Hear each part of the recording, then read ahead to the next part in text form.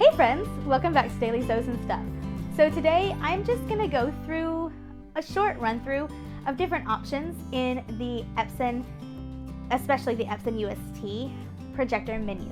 And I am going to show you all the different things you can do with those options, because there's some really handy features that you may not have found out about. Now in the Epson UST setup and calibration video, you can find that right here.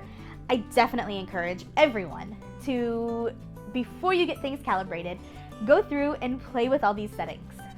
At this point, you're not messing anything up. There's nothing to mess up. And there is a wonderful reset all button that will make everything go back to the factory settings. And that's where you want to start from anyways, whenever you start setting up and calibrating your projector. So, if you've already got it calibrated, you may not want to mess with a whole lot of these settings, and you can definitely watch this video, see which ones you might want to change, and go change just those specific few. But if you haven't set up yet, please play with your projector. Change everything you can possibly figure out how to change. This will work better if you connect it to your computer first. It will open up more options in the menu for you to have it already connected to your computer. But play with it, see what happens, and then reset it all and start over from the beginning and calibrate your projector with it reset from factory settings. All right, let's go look.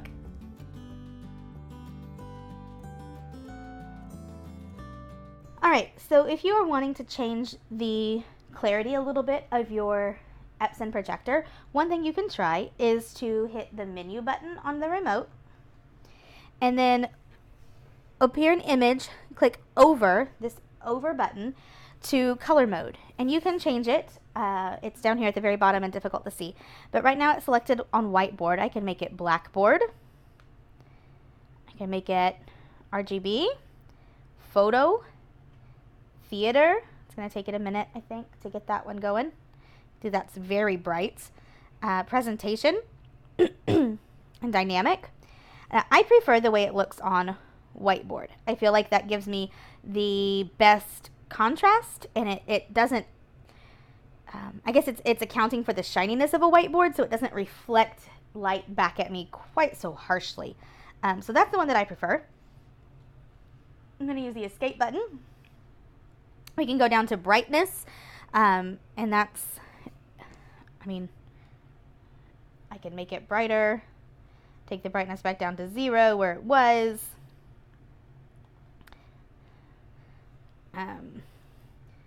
That is down here at the very bottom where I can't actually show you what it is. The same thing with contrast. You can up the contrast, which can be very helpful with your projector to up the contrast and make it a little bit easier to see lines sometimes.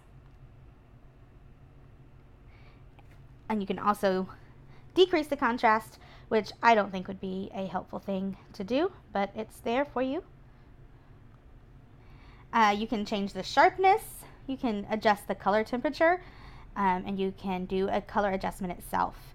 I am going to go ahead and reset this.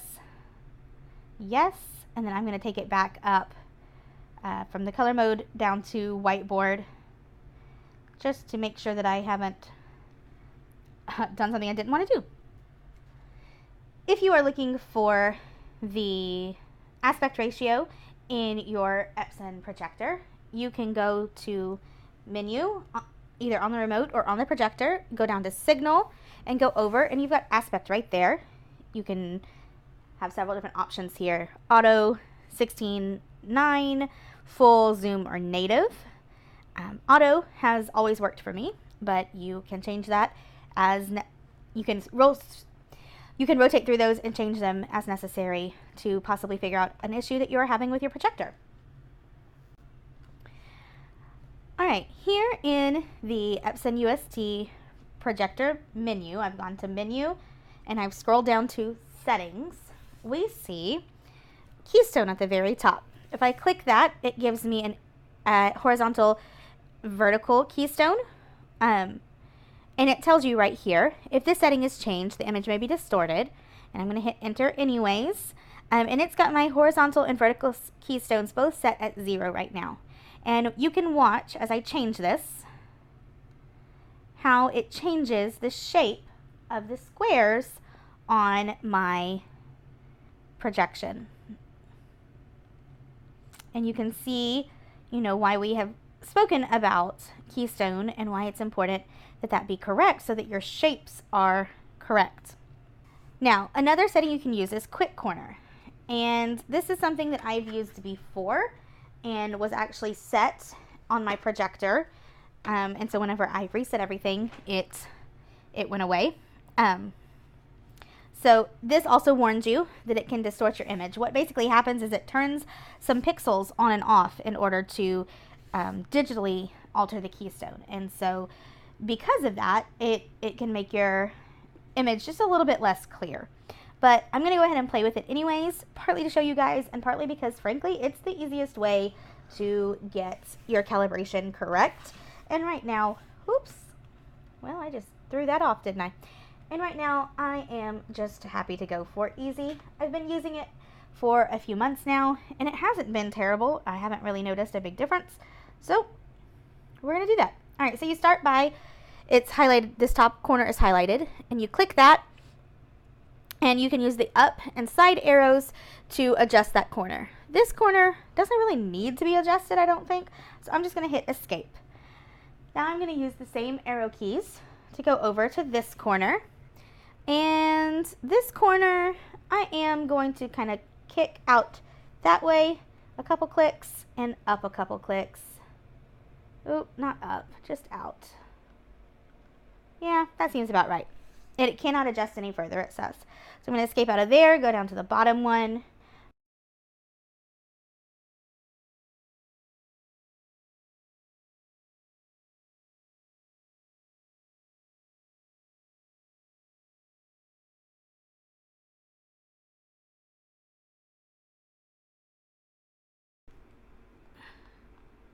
All right, I am happy with this. I feel like this is a really nice calibration. It is far less than 1/4 inch off at my 16 by 24 inch box. So it is far more than 99% accurate and just fine for what I'm doing.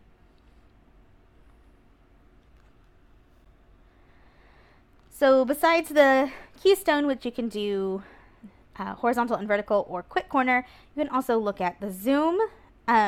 This can be helpful for if you want your image bigger or smaller based on how far your projector is from your mats. So that can be adjusted a little bit. You can do an image shift. This is really helpful for getting it closer to or farther away from your projector. And so mine is actually as close as it can possibly be to the projector, which is awesome and exactly how I want it. There's a few other options here that are not super necessary. Something that can be helpful is this pattern button, which will display some lines for you that you can work on using for calibration.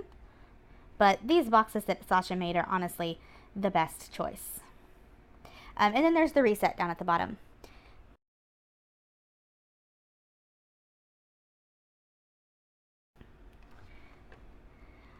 All right, the next menu here is extended. Your easy interactive function is at the top. That is important for if you have the pens and you want to use them. We'll do another video on that at some point. Display is not something I have found extremely useful. Honestly, most of these are not extremely useful, but the projection is useful.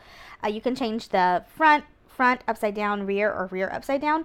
That will change the orientation of your screen. Now, you cannot do a portrait projection from your projector. It will always come out landscape, which is this side to side is wider than top to bottom tall. But you can flip it around where these words are right side up to me or upside down to me. And then if you're using your USB type B to connect, you can change that setting there. You can change the language here, and you've got, again, a reset button.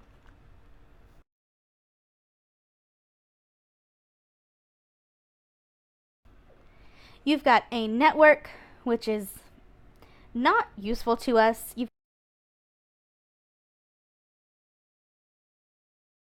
got the eco, where you can change the different settings that will change the amount of power that your Epson consumes. I have left these totally alone, but if you are finding that you need a little bit more brightness, that might be something to look into.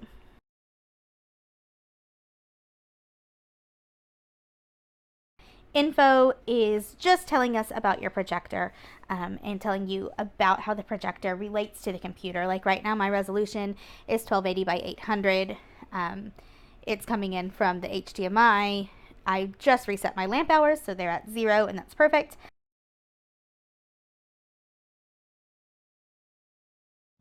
And then you've got the resets. All right, friends, thanks so much for watching as I went through the Epson projection menu. It's maybe not as exciting as some other videos as I've done, but there are some really cool features that I think you'll find really helpful. I especially love the one where you can make it, you know, whiteboard, blackboard, whatever else. I think that really helps the way my projection looks on my mat and also on my fabric. So use those settings to your best advantage, and I will see you in the next. As always, I'm available in the comments below. You can find me at my Facebook group, Daily Sews and Stuff Friends, and you can find me in the Projectors for Sewing Facebook group. I appreciate your subscription and your likes on these videos because that really helps others see and find out about these videos and help them along on their projection journey. Thanks. Bye. Keep watching my videos, like, subscribe, and comment.